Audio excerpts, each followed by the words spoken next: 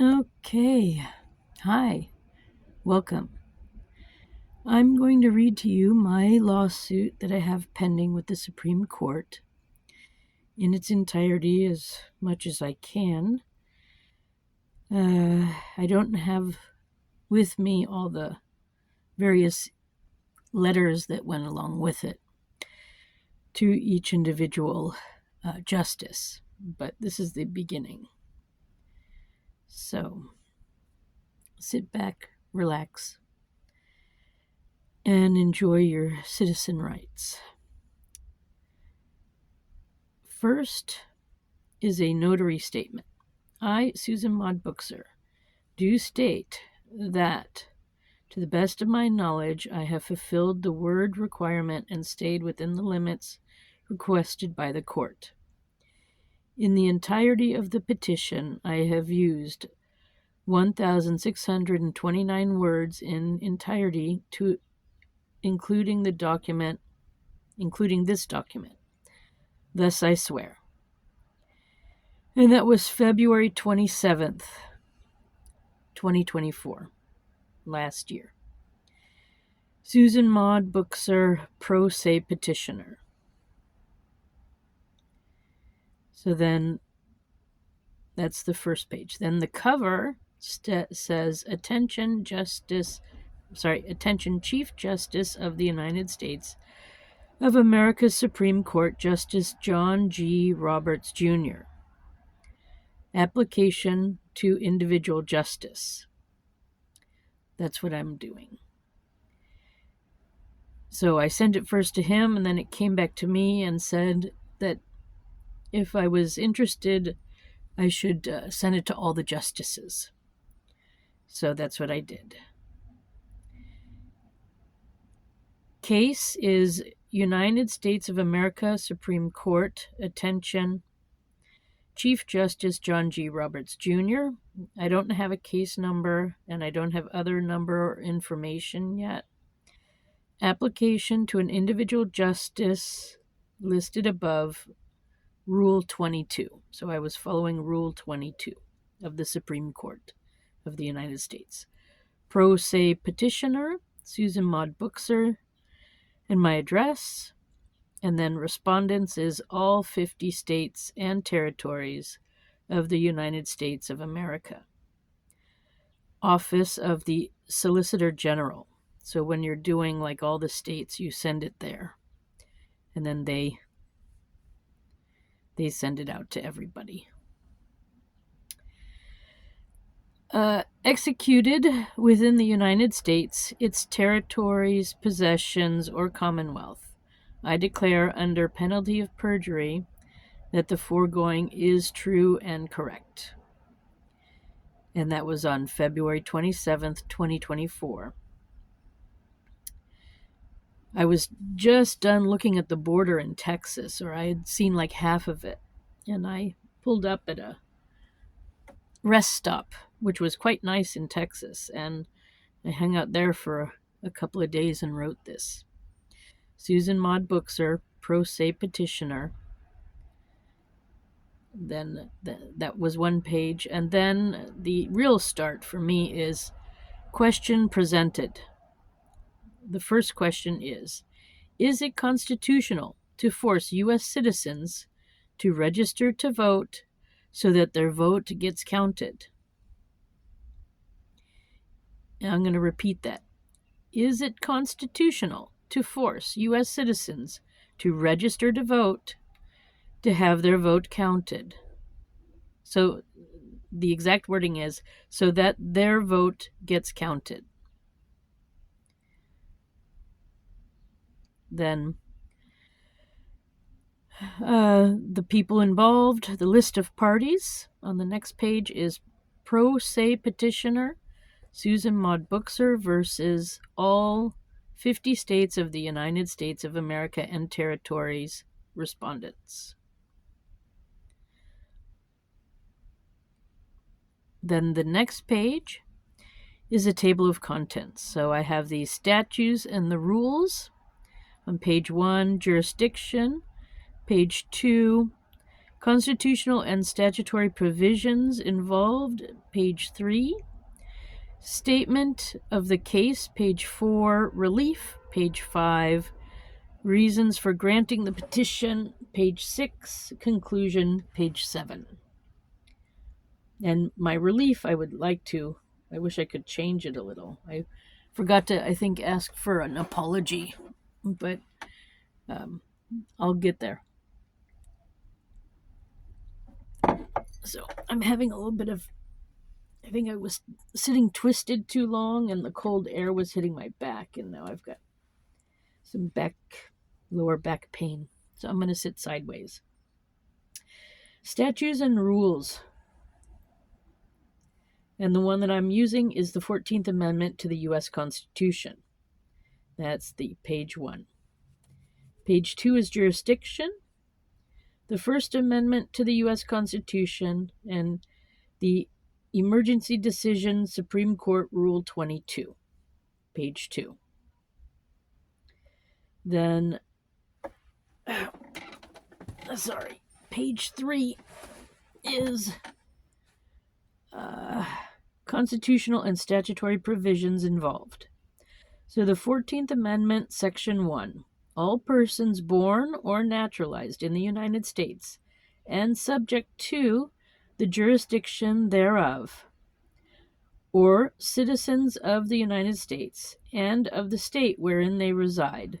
No state shall make or enforce any law which shall abridge the privileges or immunities of citizens of the United States. Nor shall any state deprive any person of life, liberty, or property without due process of the law, nor deny any person within its... Wait. My phone is sensitive, so it jumped away from the page. Nor deny any person within its jurisdiction the equal protection of the laws. This is page 3. I'm going to reread the 14th Amendment, just this section again. 14th Amendment, Section 1. All persons born or naturalized in the United States and subject to the jurisdiction thereof are citizens of the United States and of the state wherein they reside. No state shall make or enforce any law which shall abridge the privileges or immunities of citizens of the United States. Nor shall any state deprive any person of life, liberty, or property without due process of the law, nor deny any person within its jurisdiction the equal protection of the laws. Page 3. That was page 3. Then, and I had a few typos on there. Anyway, statement of case. So this is page 4.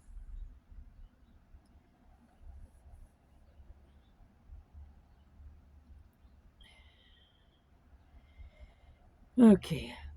Statement of case. You cannot vote in West Virginia or in New York or from abroad as a U.S. citizen without registering to vote if you want your vote counted. It's my understanding that it's not just these 3 locations that I mentioned above where this is a forced obstacle to a U.S. citizen making their vote. But apparently all 50 states have some sort of obstacle that prevents their citizens from placing their votes. In fact, almost every state has the forced registering to vote in place. The only state without it is North Dakota. They have recently made some restrictions that also cause votes to go uncounted. This is unacceptable and a violation of my and your constitutional rights to vote. The two parties claim, the Republicans and Democrats, because that's who's been in charge of the election process in every state and territory for the last 100 years, they claim that we need that list to know who is voting in their state, in their county. But that's exactly in the voter registration list where the fraud is. Misspellings, wrong addresses, and people put on the list and then never taken off the list. Then there are no checks and balances on the register to vote list. That is where we are discovering fraud in our voting system. I say the Social Security and the IRS have a list of every U.S. citizen, one per person, permanent residential address for tax purposes and benefits. Every county already has that list, that address information. There's no need to create a second list that is easily manipulated by two big political parties. Sorry, my phone jumped ahead. Okay. And there's no need to force U.S. citizens to put their name on a second list when the county already has it. Every citizen should only be allowed to vote where their permanent residential address is, period, anyways. Registering to vote is an extra step, an obstacle, when all we need to do is walk in the door of the town hall and prove who we are to vote. Every town knows who is living, should know who is living in their county because of taxes and Social Security and other benefits. There is no excuse for making us do anything else. Then it's within the list of registered voters where the fraud is. They don't take people's names off the list. They misspell names or use other addresses, misspell addresses. They have college students, traveling people, and even foreigners can slip into the registering list, and then they get a vote, and sometimes they even vote in several states and towns. Fraud is unacceptable. In this corrupt system, my very own Secretary of State here in West Virginia declared in the last election in 2020 over 380,000 names on the registry of West Virginia voters were fraudulent. And that's just in West Virginia. What's it like in New York and California? More recently, Donald Trump discovered in Georgia that there were more votes over the population in some districts during the 2020 election. We have a problem. The states have found a way to manipulate and disenfranchise voters once again. I mean, we already have many amendments because of fraud and fraudulent behavior in elections. So the relief I seek, that was page 4. I want my vote and all our votes counted. It's our constitutional right as U.S. citizens. We need to abolish our current voting system entirely. It's corrupt, manipulated, and it's filled with fraud via the registering to vote list and other methods. We need to declare a state of emergency in our country and immediately begin steps for a new election A team needs to be set up to organize a constitutional way of voting. We need to abolish the act of registering to vote and take the Social Security and IRS list of addresses of permanent residence for all U.S. citizens. It's also a good way to do checks and balances on that list to make sure that the people who are getting those benefits or paying their bills or their taxes are the actual people. Everyone should be encouraged to update their address or check on it, so a special team needs to be on hand to do that at the Social Security Department, and a special hotline at the Social Security Department.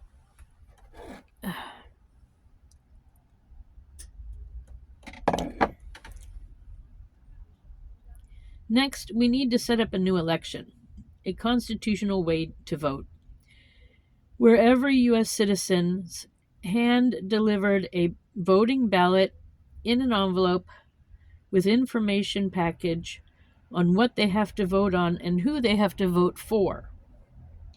I've had 15 years experience voting in a very constitutional way in Switzerland, and I'm not the only one. There are many of us who have voted in a constitutional way in other countries. It's time to gather our information together and organize a new constitutional election system here in the United States. All choices need to be provided to the public. We cannot vote properly if we are not given all of our information. And that's another issue in the states where I've lived in and living abroad. I was never presented with all the information that I had to vote on.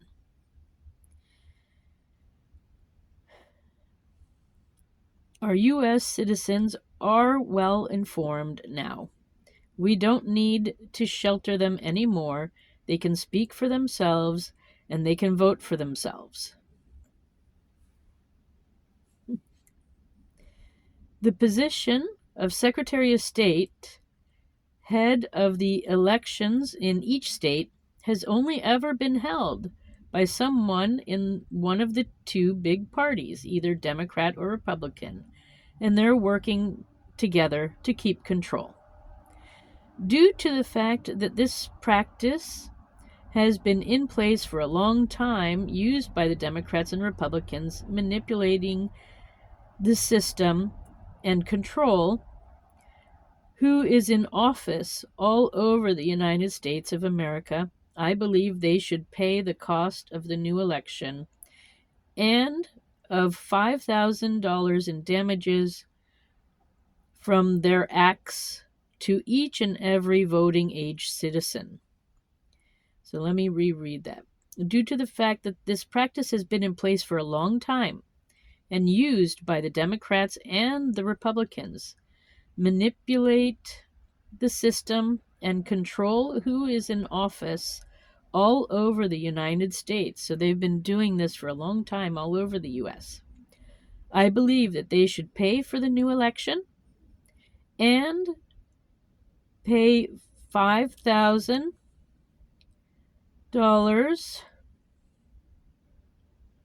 Wait, I lost my place. $5,000 in damages from their actions, because they stole our votes, to each and every voting age citizen. So you and me. And this is where I also should have put in that they need to apologize. They need to make an official apology for their stealing our vote for over 100 years. I mean, this is not new, folks. This has been going on a long time. So that was page 5. Then the reasons for granting the petition. This petition of emergency should be granted. Myself and all other voting age U.S. citizens have had our constitutional civil rights violated for years and decades. We currently have illegal and fraudulent people in office pretending to be legally voted in And that includes everyone in Congress, the president, the vice president of the United States, and of course, all elected officials in the states and counties. We need to have a new election that is legal and constitutional without corruption. It's my right as a U.S. citizen, and also yours too, to have our votes counted and not manipulated. Since every state knows, sorry, I lost my place. Where am I? Knows about this issue, I sent emails to them all. I started 2 years ago about this issue in my federal district court here in the northern part of West Virginia, and they're still continuing to proceed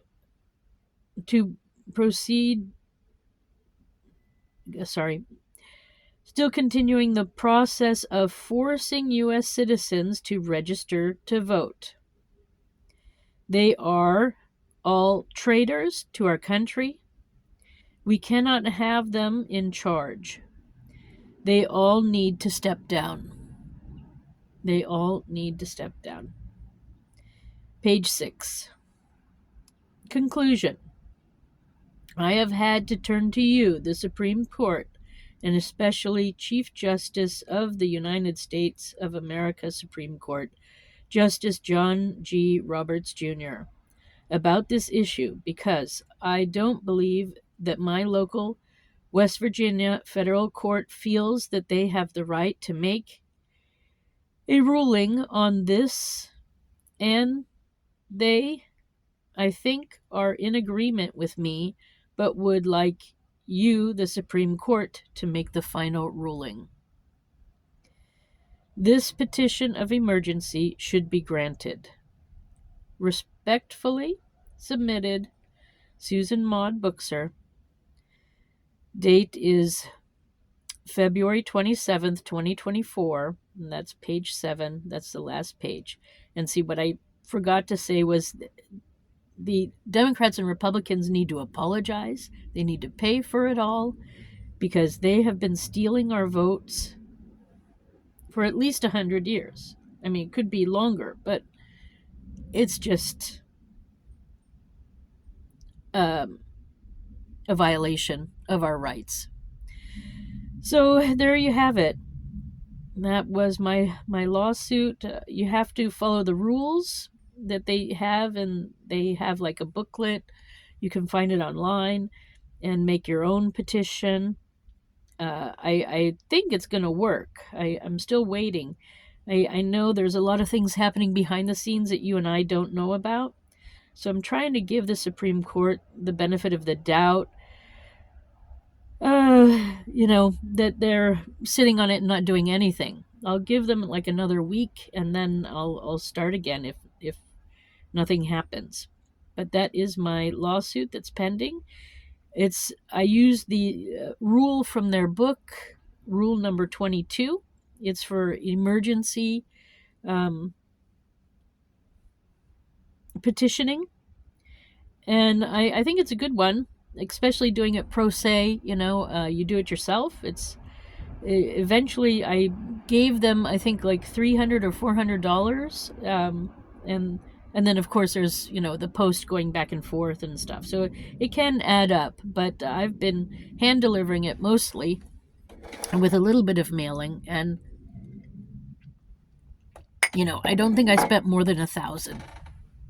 So that's how it goes. All right.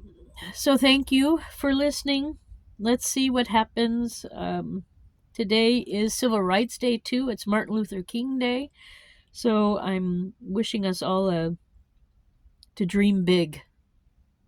We can move mountains like Martin did.